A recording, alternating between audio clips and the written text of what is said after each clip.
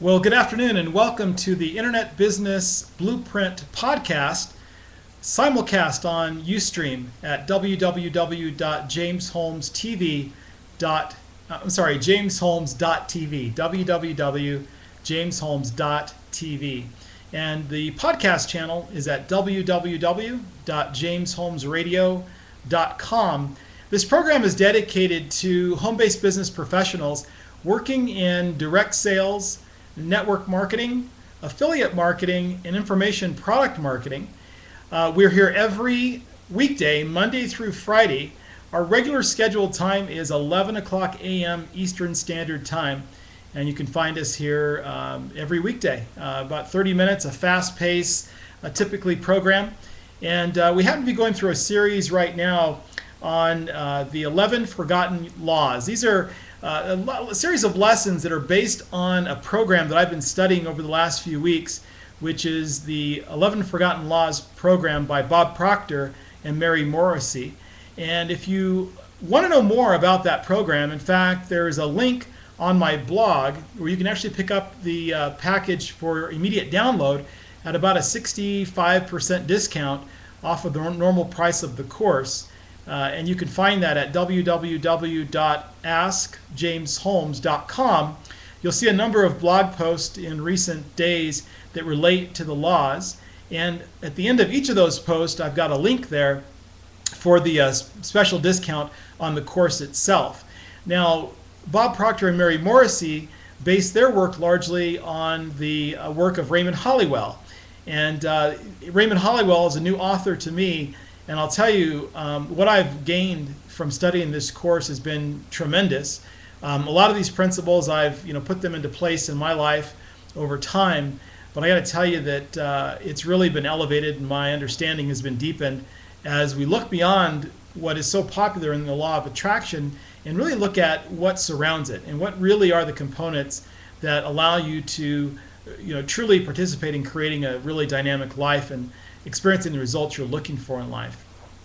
So just as a quick note, for anything in terms of additional resources, if you want to connect with me for any reason, if there's a resource I've mentioned that you'd like to obtain, if you're listening to maybe one of the replays of a prior podcast, and you've got a question or comment regarding any and all of the above, the best place to connect with me is on my primary blog, and that is at www.askjamesholmes.com. askjamesholmes.com.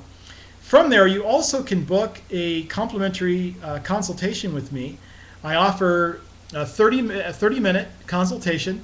What you simply do is go to my blog. At the upper right-hand corner, you'll see a box that has a statement that says schedule a 30-minute consultation, complimentary.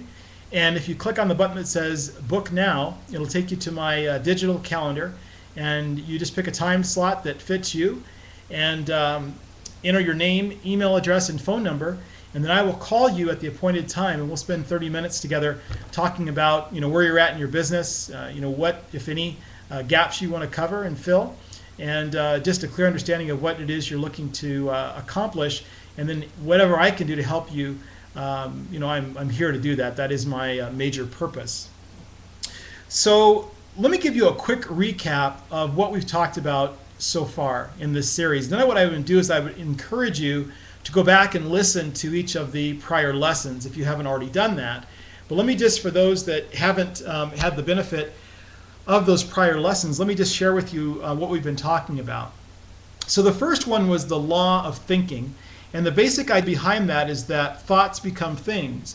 And the concept that you can look at your present results, the things that you have in terms of your business, your personal life, your health, your financial wealth, your general happiness, and recognize that that is the sum total of your current most dominant thoughts. So the idea that what you think about, you bring about, very much is a part of that particular law.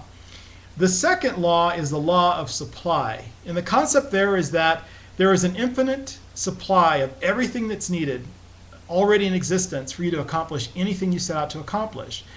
The example I used on the earlier podcast was that if you look at the example of Thomas Edison inventing the light bulb, the creation of the light bulb, the invention of the light bulb, came about as a result of Edison's thoughts.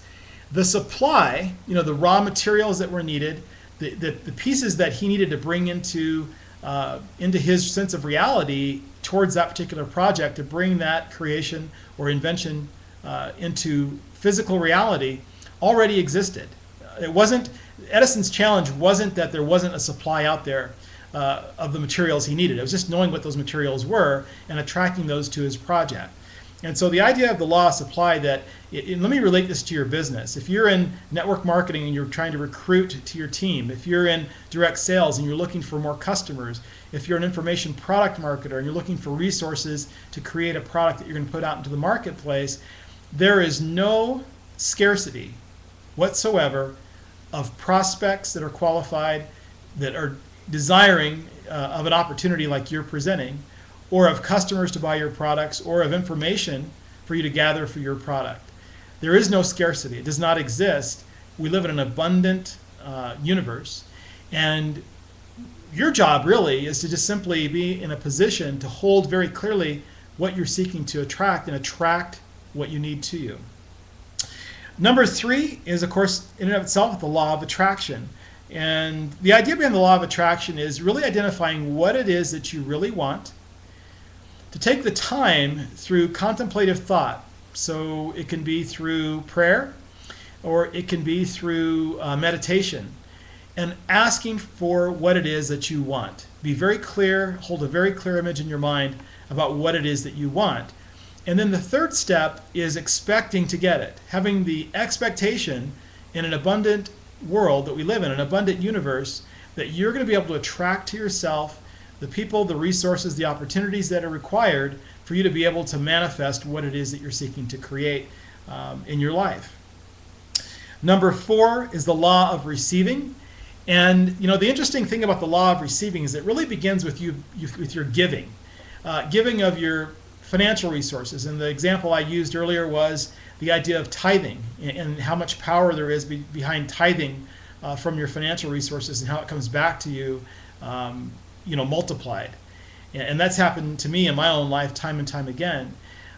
In terms of your talents, giving of your talents to others that are more in need, or who could benefit greatly from what you have to offer. Certainly giving your time to charitable causes, giving your time in mentoring other people. So really the process in the law of receiving really begins with you giving. And as you are doing the abundant act of giving, you're opening yourself up to receive more.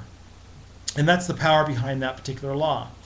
Number 5 is the law of increase. And the law of increase is really activated by you being in a position of praising other people, praising circumstances, and praising results. Even if you're not in a place right now in your business or in your life where you want to be, you may have a vision of your self in a more elevated place, having a bigger life, having more success, more wealth, more freedom, whatever it is that you're seeking by being engaged in business, that you praise where you are right now, recognizing that there's a greater place for you to go, and you're on a path to getting there.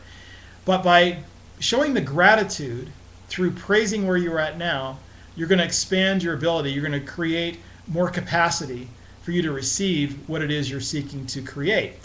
And so my personal mission statement, if you read it on my blog or look at it at any number of places in my social media network, whether it's on Twitter or Facebook, you'll see what I've been writing actually for quite a long time. And I would say probably years. I need to go back and probably figure out when I started using this as my personal mission statement, but this is what I evolved for myself. My mission is to sow increase into the lives of others by co-creating wealth and abundance. And so that idea, when I read in this work and began to listen to these audios and understood that one of the foundational laws was the law of increase, of course it anchored me to really being even more interested in this whole process of going through this course. And so the law of increase is one that's very near and dear to my own heart. So today we're going to talk about the law of compensation. And on the face of it, you may think of compensation and think of it just strictly in financial terms. The financial compensation certainly is part of what we're going to talk about, but it's much bigger than that, because we're compensated in a number of different ways in our lives. And we're going to talk about it more in its totality. So let's talk about the steps required. And the first step is, the first step that you want to look at is it's taken part without any effort by you. And let me explain that, because it's a little bit confusing, and when I read it I thought to myself, even though I wrote it, that sounds a little bit confusing. The first step is taken place without your effort, because the first step in the law of compensation is that there needs to be a need out there. Now think back to a prior lesson that I did, and if you haven't heard the making the switch from E to E, which is employee to entrepreneur, go back and listen to that podcast. What I talked about on that podcast was that entrepreneurs are compensated two different ways. And one of them is not in exchange for time. So it's not about how much time you put into any particular endeavor. What dictates your compensation is your ability to solve problems. Okay, so that comes back into the law of compensation, says that number one, the first step is that there needs to be a need. And so when I say that you're compensated by solving problems, then of course the need is the solution to the problem. And so one way you're going to be in alignment with compensation is by being the solution. The second way that entrepreneurs are compensated is in direct proportion to the value that they provide to others. And so again, if we look at the first step as laid forth in this law of compensation and it being need, by bringing solutions, you are number one, solving the problem, and that's one field of compensation. Then the other one is you are providing value by solving the problem. And there are a lot of ways to create value, but that's one that's very clearly in alignment with what is being said here in step number one.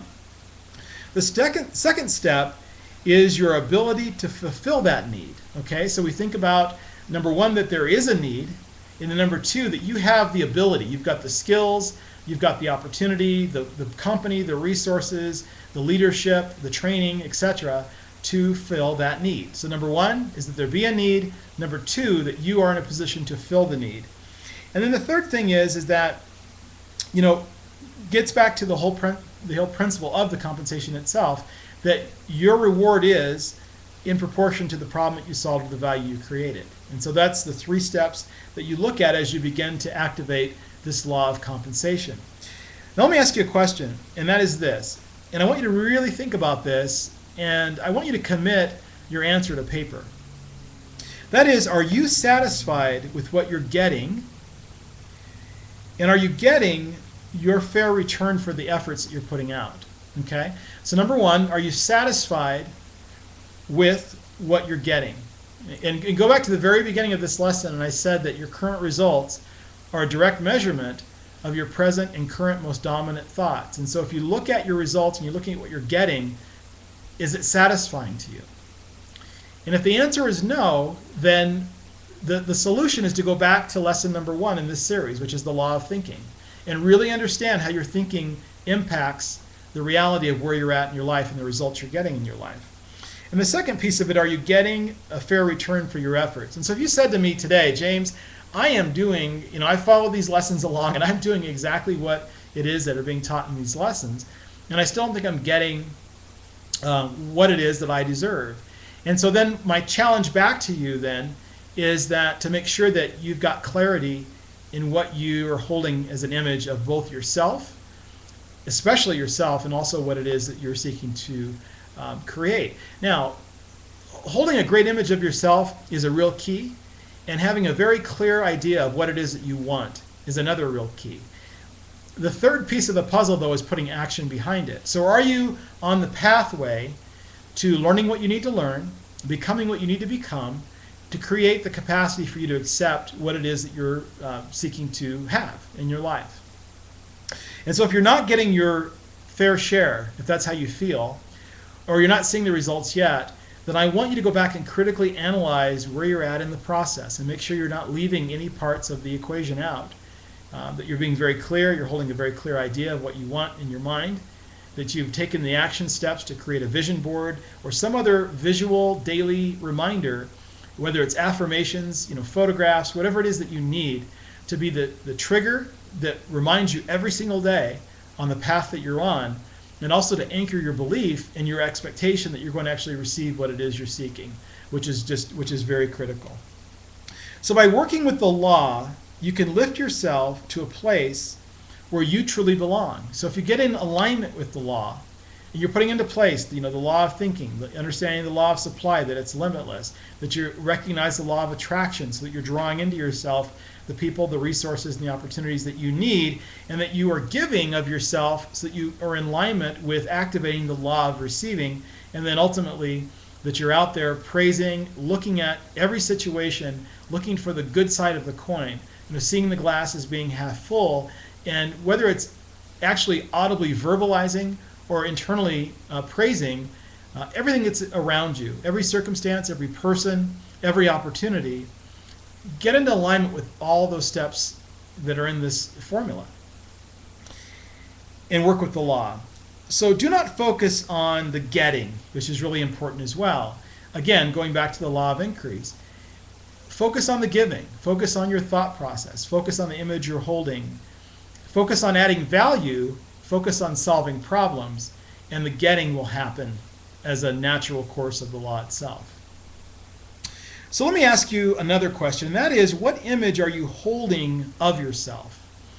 And this goes back to analyzing your past results. And the best advice I can give you with regard to that is you certainly want to recognize mistakes you've made, because you want to learn. The whole idea of drawing closer to that ideal existence is learning from the mistakes you've made, gleaning from it the lessons, and then releasing it from you.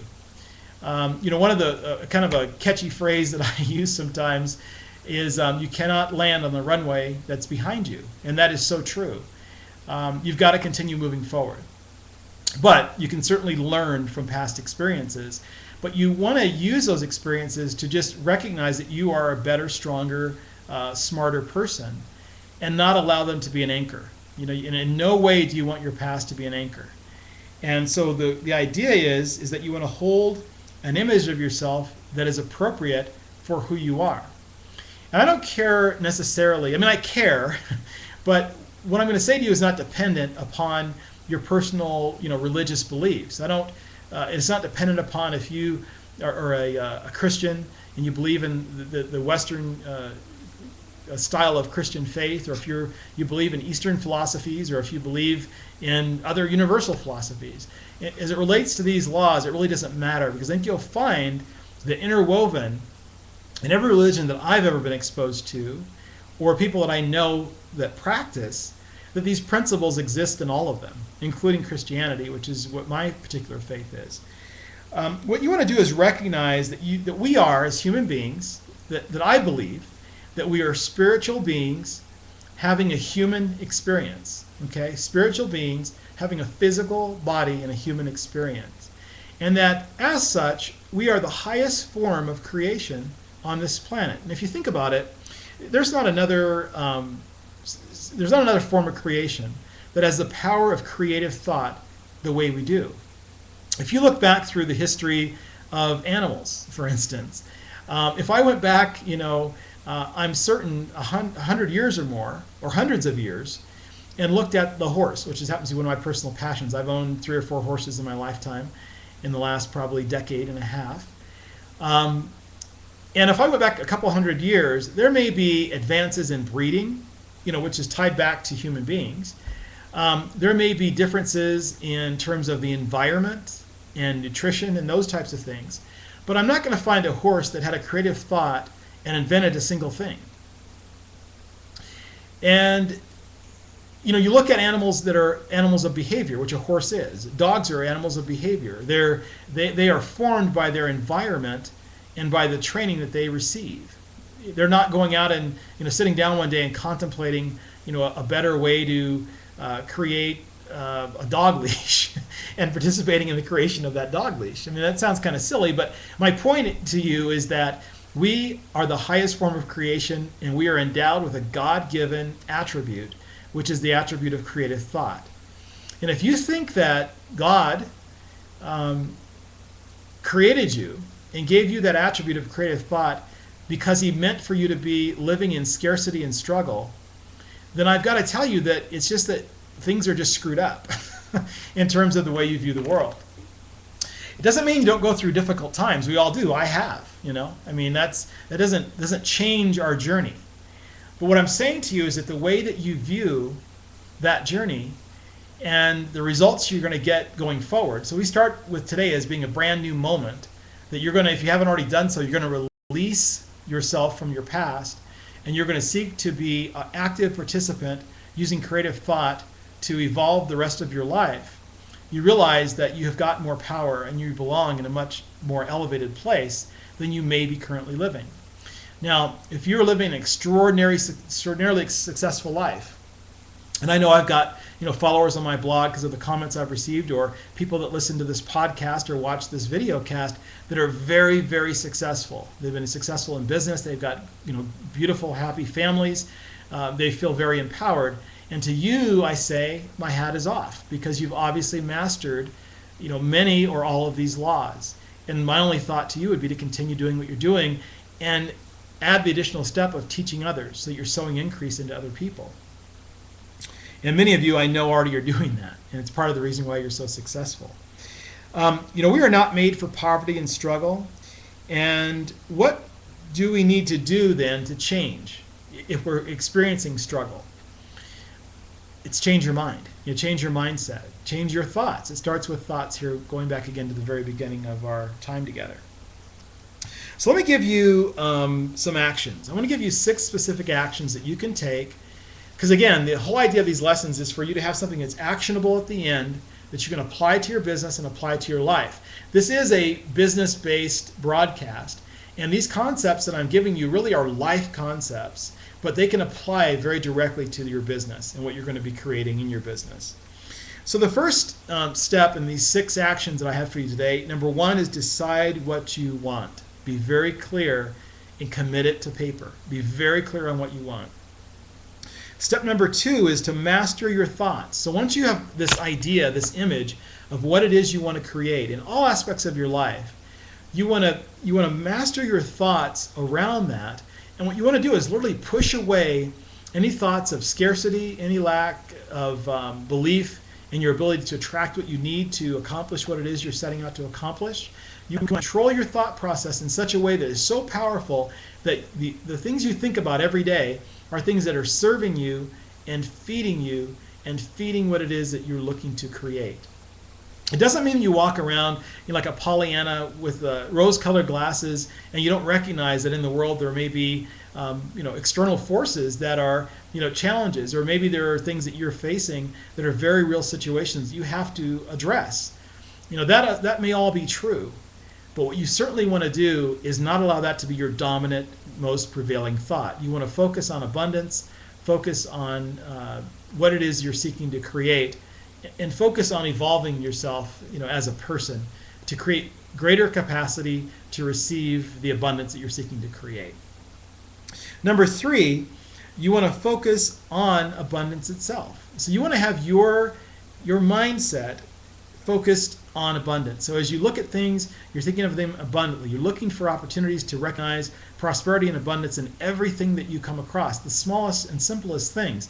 I have a dog, and walking your dog or watching your dog chase after a ball, spending time with maybe a baby that's in your family, and recognizing the beautiful joy of a new life and being able to hold on to that.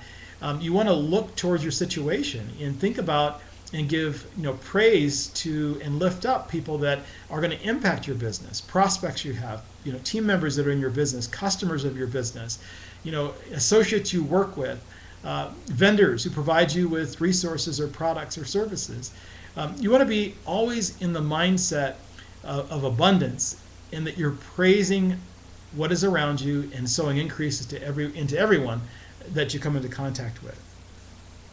Number 4, you want to seek to turn away any thoughts of lack or scarcity. I mean, literally, fight for your focus. And if you've got people in your life that love to just kind of always look at the negative, always think of scarcity, always think of limiting, always use limiting thoughts, always look at the glass as half empty, or that only like to see the challenges, that in as loving a way as you possibly can, you've got to figure out what you need to do to build the barrier so that you're not impacted by that. I mean, love them, embrace them, help them, share with them what you're learning. But at the end of the day, you cannot let their lack of strength of mindset, the scarcity there, to impact and permeate your thoughts. You've got to be clear on that. Number 5, order is the first law of the universe. Okay, so things happen in a certain order. It's why our planets aren't crashing into each other. It's why the law of gravity exists. There's a certain order to the universe. You can count on a 24-hour period of time as the Earth moves through its natural cycles. There are certain things that can be completely predicted in terms of the seasons based on the order of the universe. If you have any feeling that the universe is just some random set of events that have been placed into motion, then I've got to tell you that, man, you've got a wild, vivid imagination, because you only have to look at the natural events and the natural occurrence of things to recognize that there is a clear order to the way the world works. And there is no reason why that cannot also apply to your life. So clear the clutter and seek to bring into yourself order. And bring order to your thoughts. And be very purposeful in your thoughts. Learn on purpose and take action on purpose. Make your decisions on purpose. And always holding true to the image that you're holding in your mind, both of who you are and what it is that you want to achieve. Number 6 is to reorder your mind for where you want to be. And you want to take action. So in other words, recognize today where there may be some gaps. Okay, if you've got some gaps, you can look at it and say, and in going through this study, I promise you, over the last couple of weeks, there's a lot of areas for me that I am working on, because I recognize there are little areas where I let some things, maybe come in and seep in that really take me off course, or maybe my belief in certain aspects of my journey aren't big enough yet. Or areas that I need to just expand my thought around, living a bigger life. And so join me in that process of reordering your mindset and preparing yourself to achieve at a much greater level, and teaching others to do the same as well.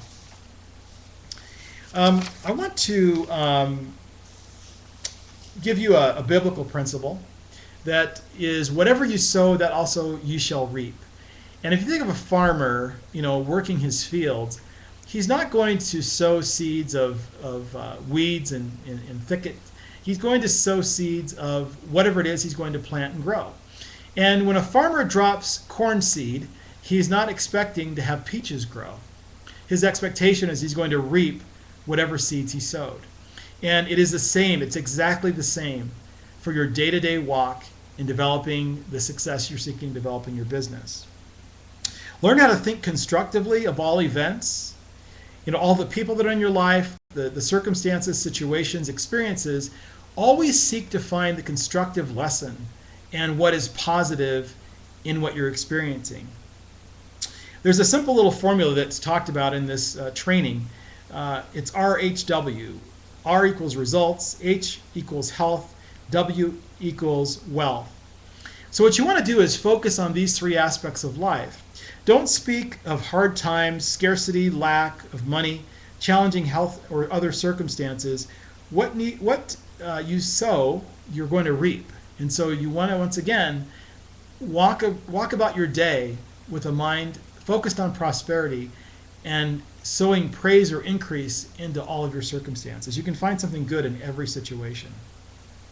Recognize there is an abundance of everything, that we live in an abundant universe, and whatever it is that you need to create the life you want or have the results that you're seeking to create in your business, the supply already exists.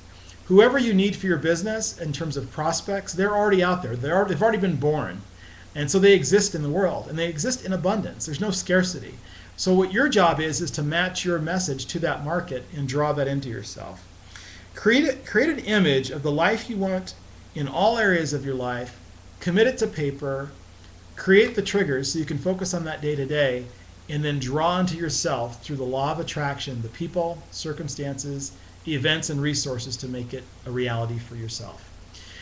Well, it brings us to the end of our program. I thank you for being with me today. I look forward to being back with you tomorrow as we continue on this journey and talk tomorrow about the law of resistance.